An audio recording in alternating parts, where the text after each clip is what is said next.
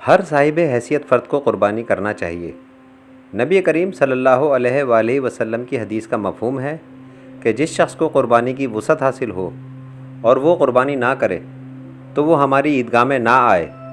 نبی کریم صلی اللہ علیہ وآلہ وسلم کے اس فرمان سے واضح طور پر معلوم ہوا کہ قربانی کے وجوب کے لیے صاحب وسعت ہونا ضروری ہے، البتہ مسافر پر قربانی واجب نہیں۔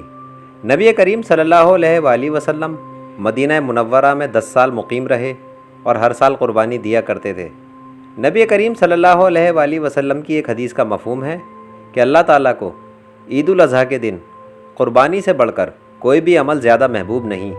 بے شک روز قیامت قربانی کے جانور کا ثواب سینگوں، بالوں اور کھروں سمیت ملے گا، اور قربانی کا خون زمین پر گرنے سے قبل ہی قربانی بارگاہ الہی میں قبول ہو جاتی ہے، لہٰذا بخوشی قربانی کیا کرو۔ ایک حدیث کا مفہوم ہے کہ جس نے خوشی کے ساتھ قربانی کی اور اللہ تعالیٰ سے اجر و ثواب کی امید بھی رکھی تو یہ قربانی اس کے لیے جہنم کے مقابلے میں ڈھال بن جائے گی۔ قربانی کے لیے کمزور، بیمار، لاغر، لنگڑا، معذور، کانا، کان کٹا اور سینگ ٹوٹا یعنی ناقص اور عیبدار جانور نہیں ہونا چاہیے۔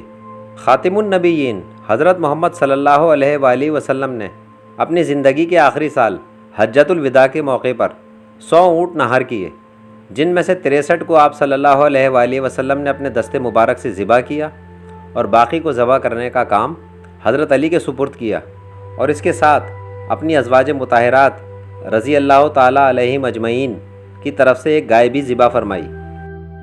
قربانی کے جانوروں میں بھیڑ، بکری، گائے، بھینس اور اونٹ نر و مادہ ذبح کیے جا سکتے ہیں۔ قربانی کے جانوروں میں بھیڑ اور بکرا، بکری 1 سال، گائے اور بھینس 2 سال اور اونٹ 5 سال کا ہونا ضروری ہے۔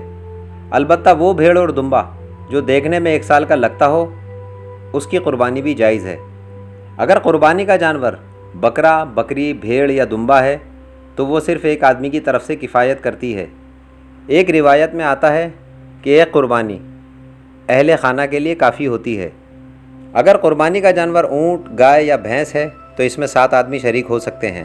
حضرت جابر رضی اللہ تعالیٰ عنہ فرماتے ہیں کہ ہم نبی کریم صلی اللہ علیہ وآلہ وسلم کے ساتھ حج کا احرام باندھ کے نکلے تو نبی کریم صلی اللہ علیہ وآلہ وسلم نے حکم دیا کہ ہم اونٹ اور گائے میں 7 آدمی شریک ہو جائیں۔ ایک دوسری روایت کے مطابق اونٹ میں 10 حصے دار بھی ہو سکتے ہیں۔ دیکھا یہ گیا ہے کہ بقرعید کے آنے سے پہلے دین سے ناواقف لوگ اور لادین عناصر کے طبقوں سے سوشل میڈیا پر یہ شوشہ ضرور چھوڑا جاتا ہے کہ قربانی کے پیسوں سے کسی یتیم بچی کی شادی کر دی جائے یا محلے میں بھوکے افراد کو کھانا کھلا دیا جائے۔ ان ناخواندہ افراد کے متعلق صرف یہی کہا جا سکتا ہے کہ لاکھوں روپے کی گاڑیاں خریدنا، مہنگے موبائل اور اپنی عمارت دکھانے کے لیے لوگ کھانے پینے اور کپڑوں تک کی خریداری میں فضول خرچی کرتے ہیں۔ اس وقت ان لادین عناصر کو کوئی تکلیف نہیں ہوتی۔